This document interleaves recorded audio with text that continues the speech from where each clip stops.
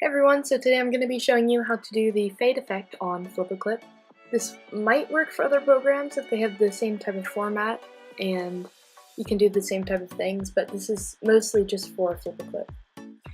So the first thing you're going to want to do is to pick the color and make a big circle, and then get your eraser and make it the biggest size it can go, as well as the largest or most dramatic fade it can go. Then just erase a slight bit and resize as much as you feel you need. This will dramatize the fade as much as you want.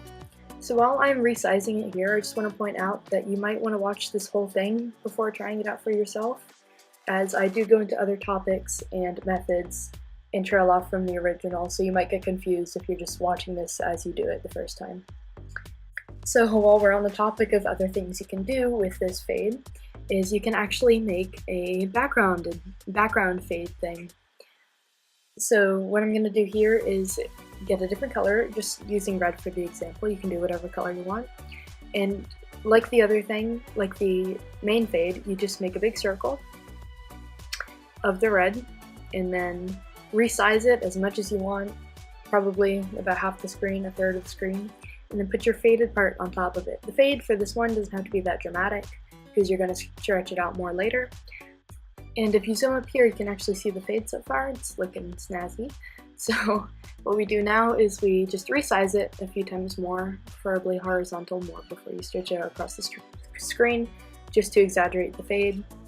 So for something like this, you would just put a white layer above and erase the white layer to get the different colored and faded line art.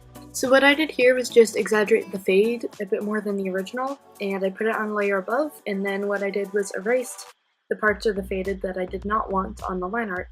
Again, on a different layer. Do not put these on the same layer until you are finished, because then it will probably end up a disaster like my first few tries did. So you'd want to unblock the layer, and then just make the layer a bit transparent so you can see what you're doing. And then just erase all the bits that you don't want. And here I'm just selecting it again to put on the next few line art layers. And I'd make sure it lines up a few times before you start erasing, because it is quite a tedious project. This took me around 13 hours total to actually finish, which barely shows up in the finished thing, but you know, well. So then, as I said earlier, you just erase what you don't want on the line art on the faded layer. And this takes a lot of practice to get down. I had a lot of failed attempts. It'll get a lot easier, and I found using the lasso tool also kind of helpful. It's a lot faster than the eraser tool and does not hurt your hands as much. It's also more exact, but it is easier to mess up. So you just might want to check over things a few times before.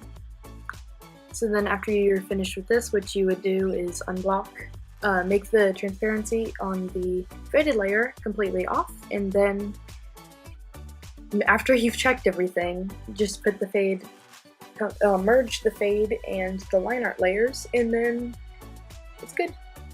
Again, make sure your transparency is off before you merge the layers, that way you know exactly what it will look like before it's merged.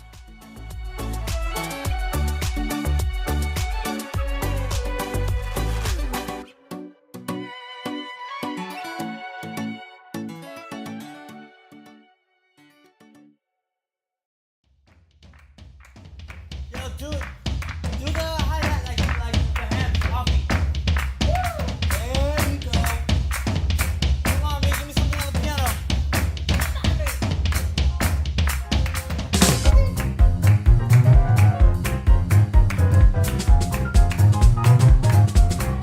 Rise and shine, little darling. The bank has yet to close. The chassis giving you bedroom eyes, and I gotta say no, no, no.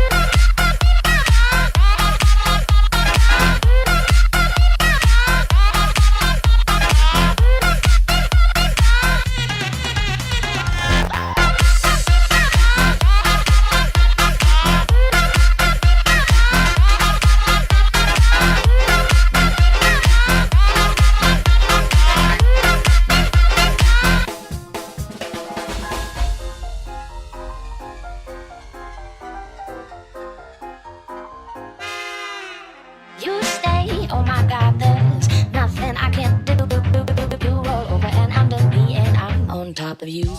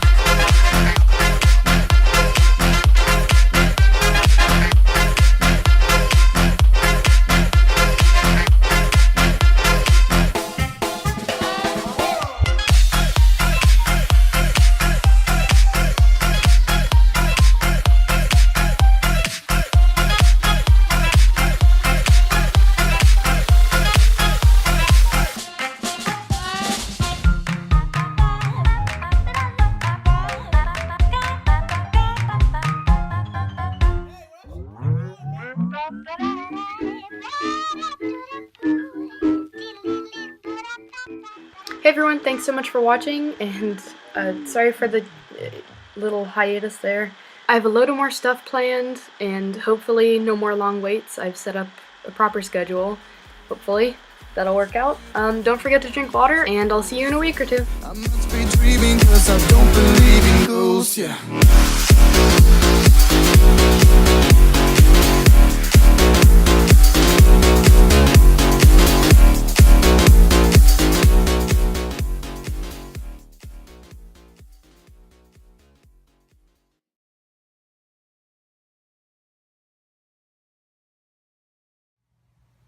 Ha ha ha.